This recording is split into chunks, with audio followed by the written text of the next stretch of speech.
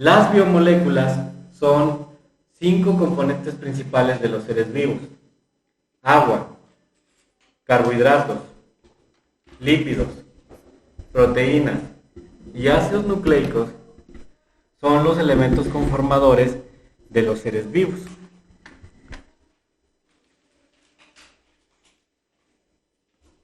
El primero de ellos, que es el agua, se dice que es una biomolécula inorgánica.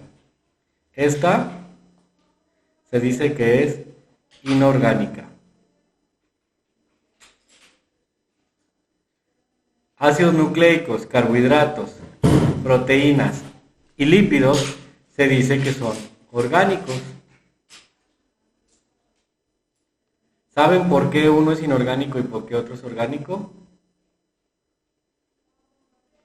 ¿Alguna idea? Ajá, por sus componentes. Ajá. ¿Qué tiene un compuesto orgánico? Carbono, exactamente. Esa es literalmente su diferencia primordial. Por ejemplo, la molécula del agua es H2O.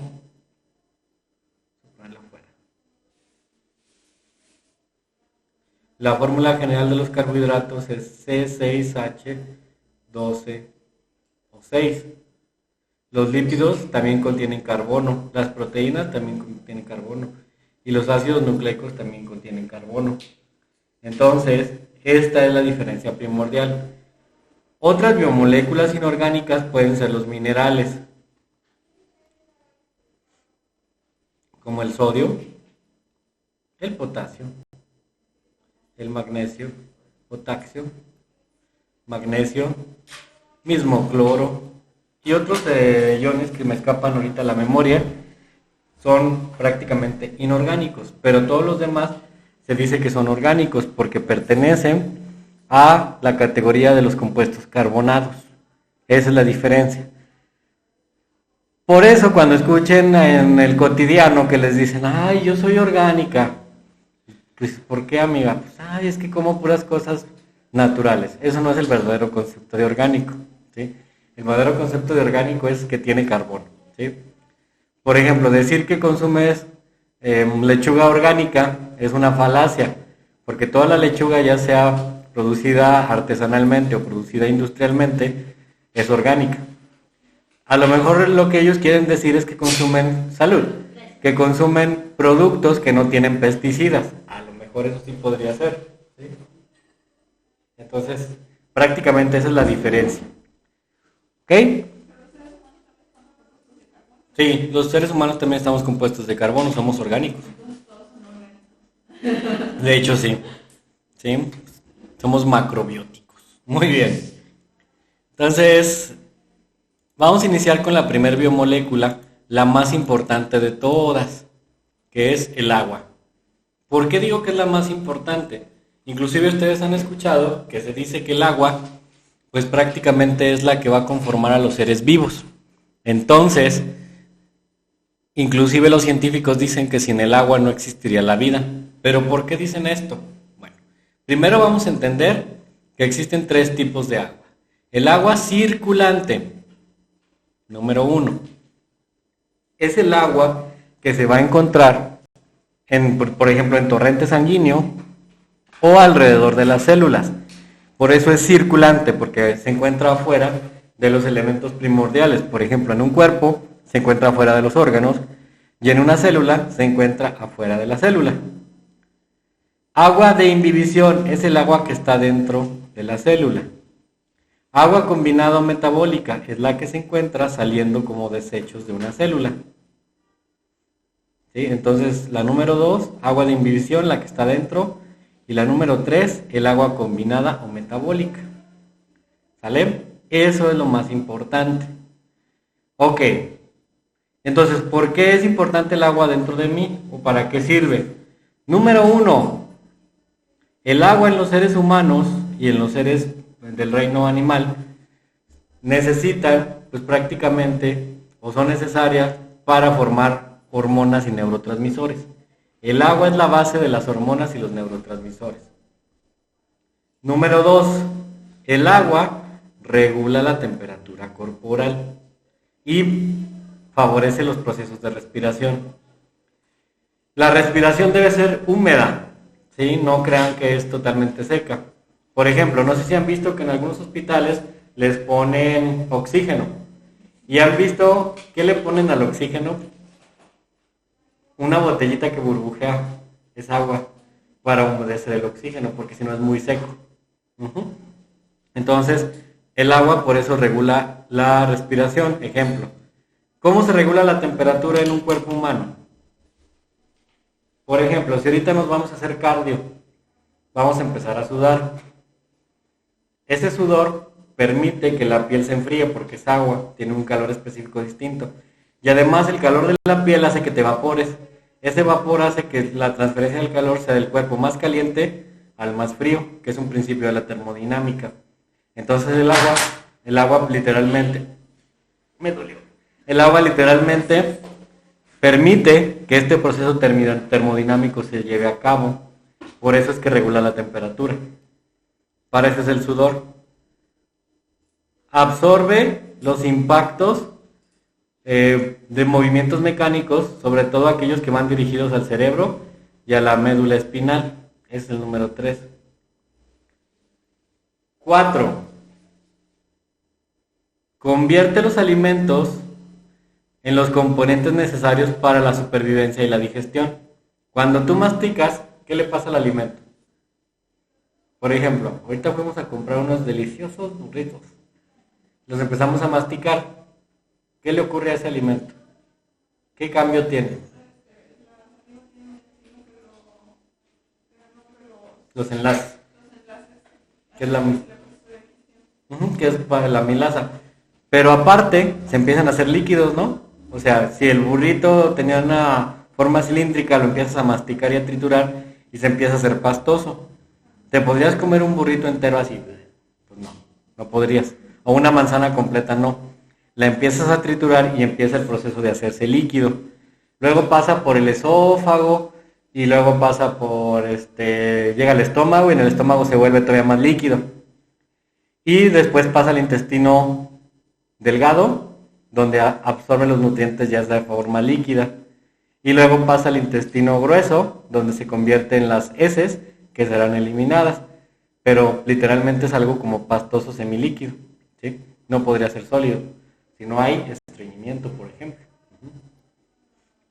Número 5. El agua también libera cantidades pequeñas de oxígeno en nuestra sangre. O sea que también oxigena. Número 6. Es el mayor componente de los órganos del cuerpo. Si tú analizas las vísceras de un animal, vas a darte cuenta, por ejemplo, que el animal tiene, por ejemplo, el pulmón como aguadito, ¿no? No sé si han agarrado las vísceras de pollo. Los pulmones no son sólidos, son como aguaditos, porque están constituidos como al 80 de agua. Forma parte de los lubricantes del cuerpo, ¿sí? Literal, ¿sí? ¿Dónde hay lubricantes en el cuerpo? Eso, en las rodillas. En unos grupos de semana dicen, no, pues en los genitales nada más. Les digo, no, en todos lados. En todos lados hay sustancias lubricantes. Por ejemplo, en la garganta la saliva es un objeto lubricante. En los ojos la córnea y las zonas lacrimales producen lágrimas para lubricar. ¿Dónde más? Articulaciones, dijimos. ¿Se acuerdan que está muy de moda que nos roban el líquido sinovial? Está producido. ¿En dónde se produce el líquido sinovial? ¿Qué articulación? ¿Es móvil o inmóvil? Viene en su examen.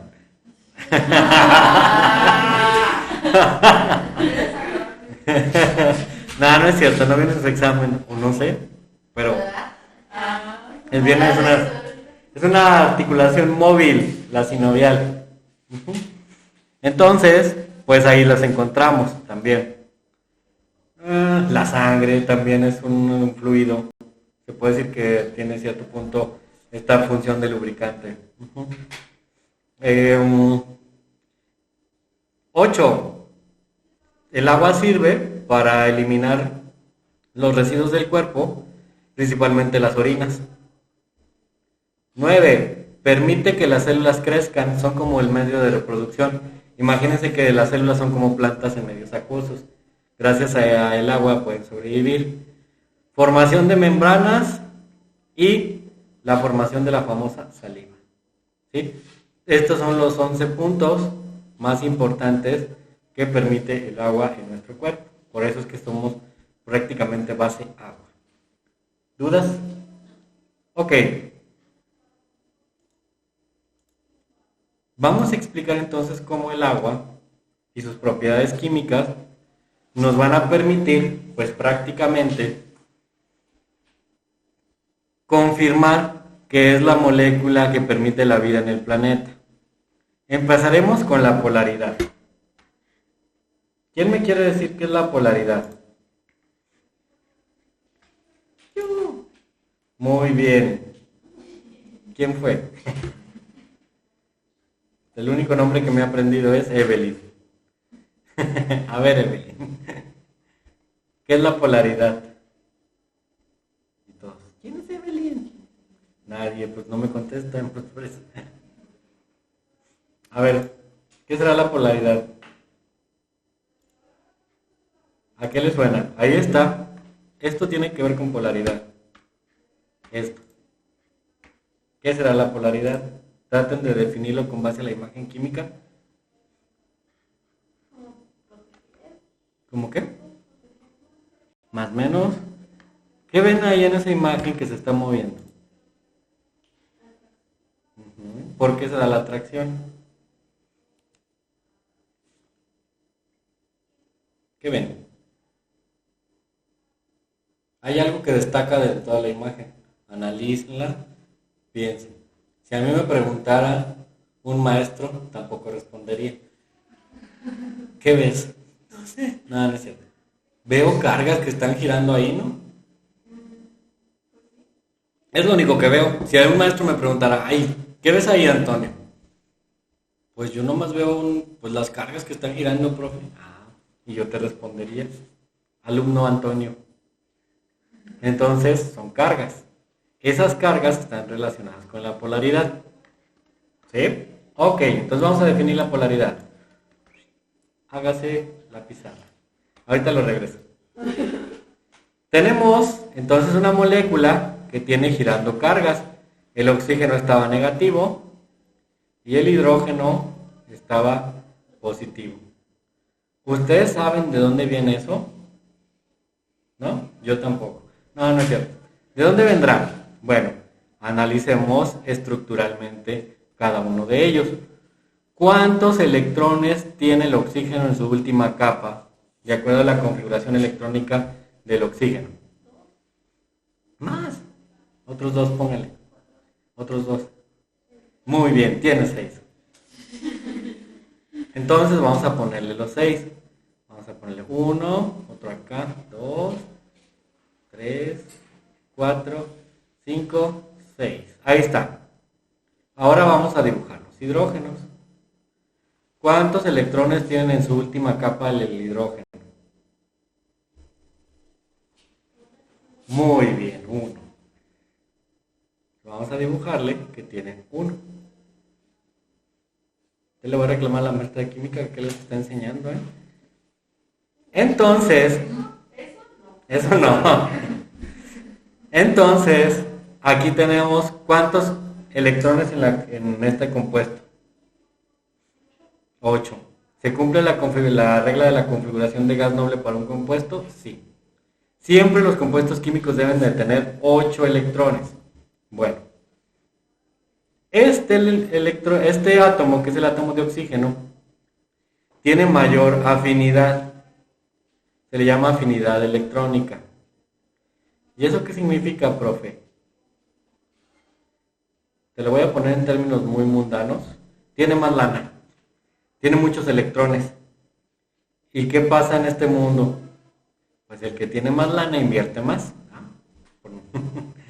Entonces le dice el oxígeno al hidrógeno, compa, tú nomás tienes 1, no seas mala onda, si nos asociamos para tener 8, yo tengo 6, pero tengo más poder si tuviera 8. Acuérdate que es la configuración del gas noble. Y el hidrógeno dice, no lo sé, Rick, me parece falso. Pero lo convence y entonces va, te lo presto. Como este prestó, se dice que es bien buena gente. Cuando un compuesto es bien buena gente y cede electrones, obtiene cargas positivas. El oxígeno fue el, como quien dice, el avaro. Obtuvo ganancia perjudicando al hidrógeno. Digamos que este es el negativo. Aceptó los electrones. Cuando alguien acepta electrones fuera de su configuración básica, se vuelve más negativo. Porque acuérdense que los electrones son negativos. Es como si jalara los pecados del hidrógeno, por decir así. Supongan que el electrón que tiene el hidrógeno es un pecado. Entonces los absorbe como quien dice, ¿no? ¿Los qué? Ándale, tal cual. Entonces, así es como el hidrógeno queda limpio de los electrones y se vuelve positivo. Sin embargo, llega el profe Antonio y le dice al hidrógeno, estás bien menso, ¿para qué se lo prestaste? Y le dice, tienes razón. No, ¿sabes qué, oxígeno? Regrésamelo. Entonces se lo regresa y estas cargas se invierten. Pero esto ocurre súper rápido, en un santiamén, y se vuelve a ser negativo. Y dice, no, no te creas, me arrepiento, perdóname, oxígeno. Y se vuelven a ser positivas y el oxígeno se vuelve a ser negativo. A esto se le llama, ¿cómo se le llama? Inseguridad. No, momento dipolar. Es el momento dipolar. Es la formación de cargas gracias a esta situación. Entonces las cargas positivas no son totales, se dice que son pseudo y se pone el símbolo phi, pseudocargas positivas y negativas. Esto hace que al tener estas cargas positivas y negativas, el agua pueda atraer compuestos y disolverlos. Por ejemplo, el cloro de sodio tiene negativos y positivos. El cloro se va con los positivos y el sodio se va con los negativos. Si tuviéramos magnesio positivo, se va con el negativo. Ejemplo, el azúcar. ¿Saben qué fórmula tiene el azúcar? ¿Recuerdan la fórmula del azúcar? ¿O de la glucosa? No.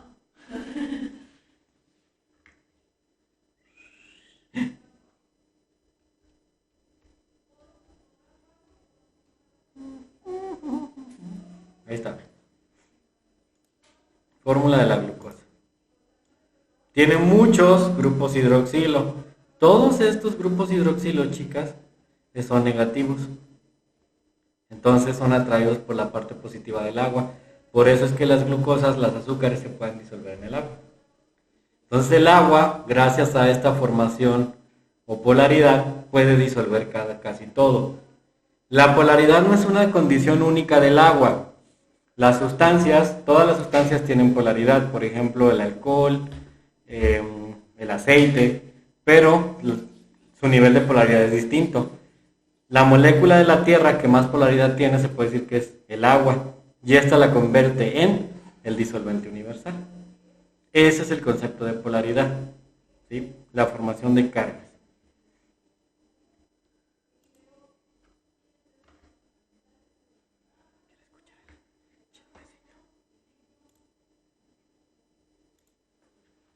Entonces, literalmente, chicas, aquí podríamos tener sodios positivos, podríamos tener cloros, podríamos tener magnesios, podríamos tener también moléculas de azúcar, podríamos tener acá más sodios, podríamos tener magnesios, todos con cargas positivas, negativas, que son atrapados por el agua, gracias a esto, al fenómeno de la polaridad.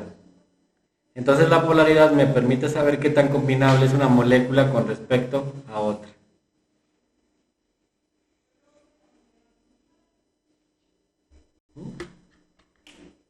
Bien, ahora vamos a hablar de lo que son la formación de los puentes de hidrógeno.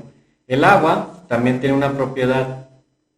Independientemente de que puede solubilizar casi todos los compuestos del planeta, tiene la capacidad de formar puentes de hidrógeno. ¿Alguien sabe qué es un puente de hidrógeno? ¿No? ¿Saben qué es las fuerzas intermoleculares de Van der Waals? ¿Saben el Internet de las cosas? Ah, no, ¿verdad? Prácticamente esto es una fuerza o una propiedad del agua que nos permite comprender su funcionamiento en los procesos de disolución. Pues vamos a primero a ver qué son las fuerzas de Van der Waals. Las fuerzas de Van der Waals son las siguientes. Déjenles pongo ahí una imagen en la pizarra.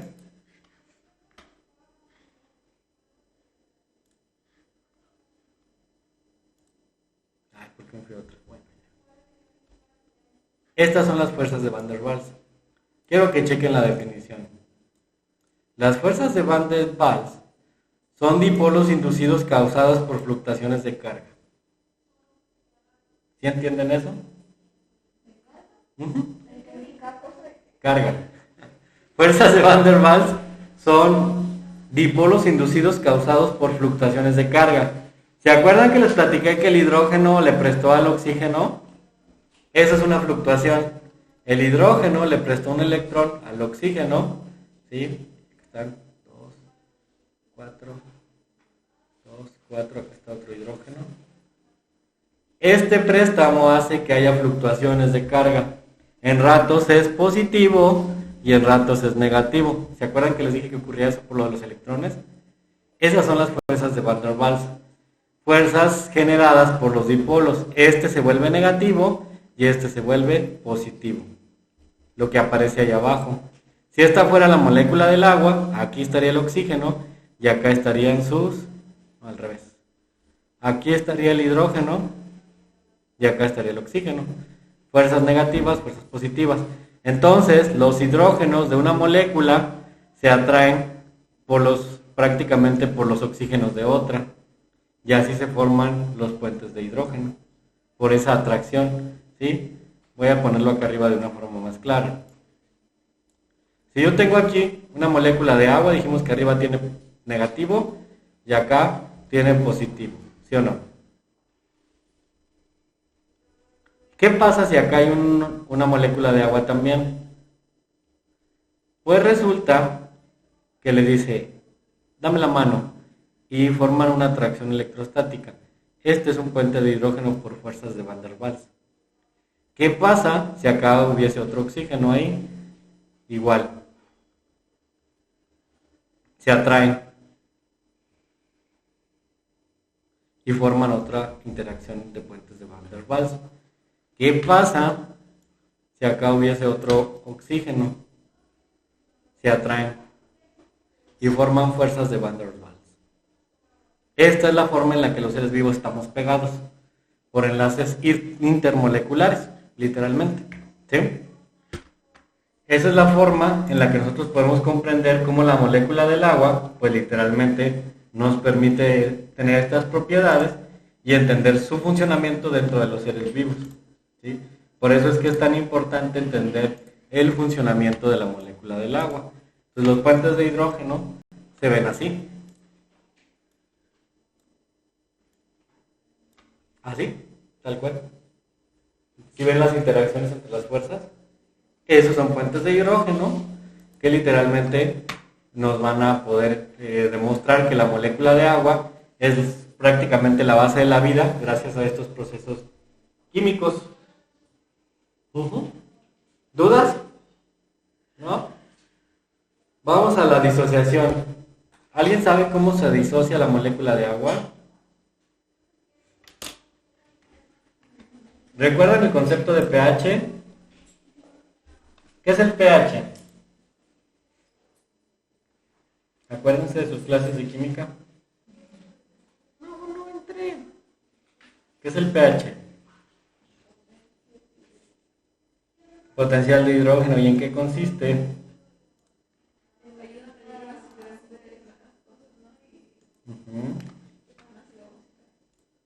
Muy bien, ayuda a medir la acidez de las cosas. ¿Y saben de dónde se saca el pH? ¿No? No estudié. El pH se saca de un fenómeno que se llama constante de disociación. El agua se comporta como un ácido y como una base. A ver si se acuerdan de eso.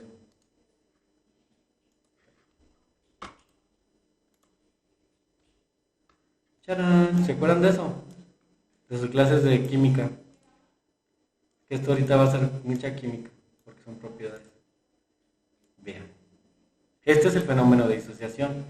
El agua se puede literalmente disociar en esas moléculas. Una molécula de agua se puede disociar en iones de este tipo. Este es un protón y este pues es un hidroxilo. Este es el que determina qué tan ácido es algo y este es el que determina qué tan básico es algo. Entonces el agua es una molécula anfotérica. Tiene pues prácticamente dos formas de poderse literalmente disociar. ¿Sí? Entonces, se podría decir que cuando una molécula de agua se disocia tiene que estar en equilibrio. Y para que esto ocurra, debe de haber la misma cantidad de este que de este. Entonces, generalmente aquí hay siempre 1 por 10 a la 7 y aquí también 1 por 10 a la 7. ¿Sí? Es lo mismo lo que tiene que haber en cada uno. Esto nos da un pH de 7. Por eso la escala es de 1 a 14. Porque cuando se está en equilibrio de disociación, estamos literalmente en medio. Si aquí este es el 1 y este es el 14, en la escala de pH, esto significaría 7. La vida se lleva siempre a cabo en esta condición. El agua es el principal o la principal sustancia que puede permitir estos fenómenos porque se disocia y puede mantener los pHs de 7. ¿Y esto qué tan importante es? Imagínate que estamos en el sistema digestivo. Vamos al sistema digestivo. Entonces, a ver si me lo escribe. Sistema digestivo.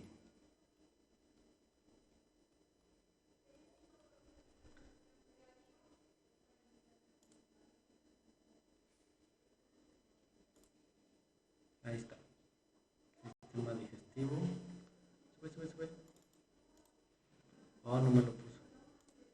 Qué triste.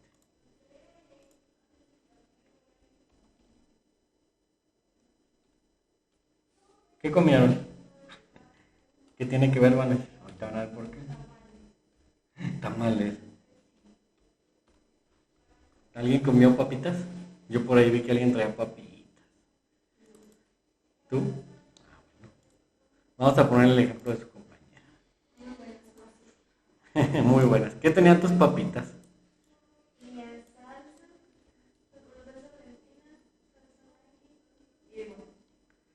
Maggie. ¿Sí se escribe así, ¿no? Como no soy chef. ¿Así? Muy bien. Y luego salsa. San Luis, porque estamos en San Luis Potosí. Valentina. Salsa Valentina. Y limón.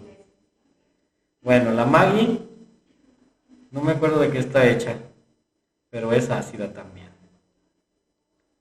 Esta tiene, ¿qué tiene la salsa Valentina? Ácido acético, que ustedes lo conocen como vinagre. Acético. Y el limón pues tiene ácido ascórbico.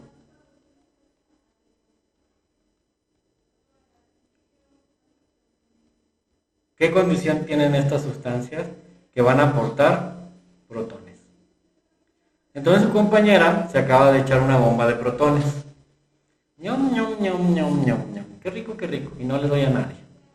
Entonces, aquí adentro del estómago hay ácido clorhídrico. ¿Sí o no? El pH del estómago creo que anda entre 1 y 4. Vamos a poner que es 4. Nomás para darle en la torre a su compañera. 4. Como ella está metiendo muchos protones aquí, ¿qué le va a pasar al pH si metes protones? Se baja. Entonces, su compañera al tener pH de 4 en el estómago, ahorita debe tener un pH de 1. Su estómago está, como ustedes ahorita en el examen, está estresado. Está estresado porque literalmente le metió una bomba de protones. Si el estómago está estresado en un pH de 1, es muy probable que se irrite la zona gástrica, por eso la gastritis, ¿sí? Que es la inflamación prácticamente de esta zona. ¿Por qué se inflamó? Porque su compañera está consumiendo pues prácticamente sustancias que están bajando el pH natural de su estómago. Entonces, pues literalmente no hay ningún amortiguador, ¿sí? Se le está inflamando el revestimiento del estómago, aunque ella no lo sienta en este momento, casi estoy seguro que sí. Porque sus jugos digestivos bajaron mucho su pH. ¿Cómo se compensa esto? Pues en teoría consumiendo cosas alcalinas. Afortunadamente, el agua que dice que tomó, ¿sí tomaste agua? El agua que tomó, H2O, le va a proporcionar, de acuerdo a su constante de disociación, iones OH. Esos iones OH van a poder amortiguar esto. Afortunadamente tomó agua, pero ¿qué pasa si hubieran consumido coca? Coquita de coca, de vidrio. Sí, también el yogur lo puede neutralizar. Esto hubiera sido más ácido. Una persona comúnmente toma una coca y todo esto no neutraliza. Entonces su estómago se mantiene ácido durante mucho tiempo. Ese ácido inclusive puede pasar al torrente sanguíneo y acidificar la sangre. Por eso es que es necesario tomar más de 2 litros de agua al día, porque esto va a favorecer la disolución de sustancias tóxicas y además el mantenimiento del pH. Dice su compañera, ¿para qué comía eso? ¿Mande? Se las quitamos, ¿no? Para que no se vaya a enfermar.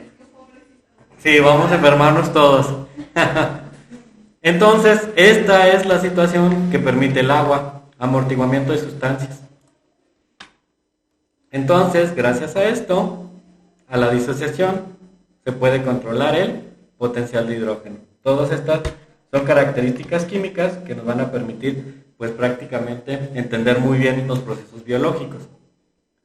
Calor específico elevado. ¿Qué es el calor específico, chicas? De sus clases de física. Es la cantidad necesaria de calor que requiero para elevar la masa de una sustancia en 1 grado centígrado. ¿Sí? Entonces, ¿ustedes a cuántos?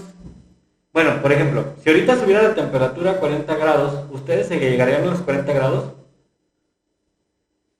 Pues no, siempre estarían a 37. ¿Sí? ¿Por qué? Porque el calor específico del agua es tan elevado que permite mantenernos.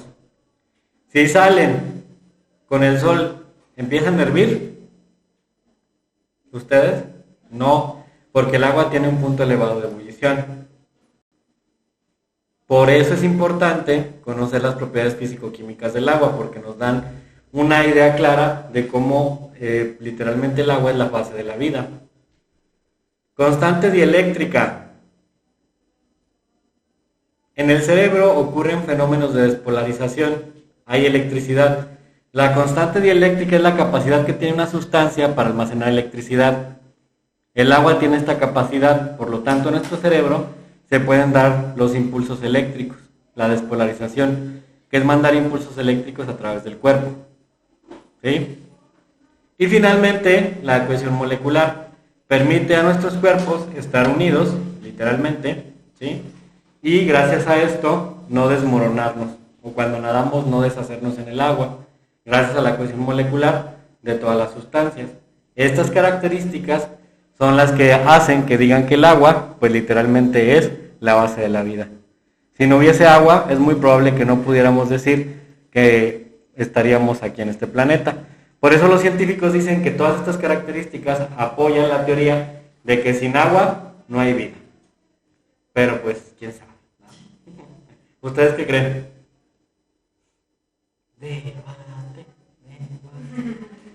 Yo creo que sí, pero a lo mejor puede haber alguna alternativa, ¿no? ¿Quién sabe? Bien, pues estas son las características físico-químicas del agua. Y hasta aquí le vamos a dejar en la sección de biología por el día de hoy.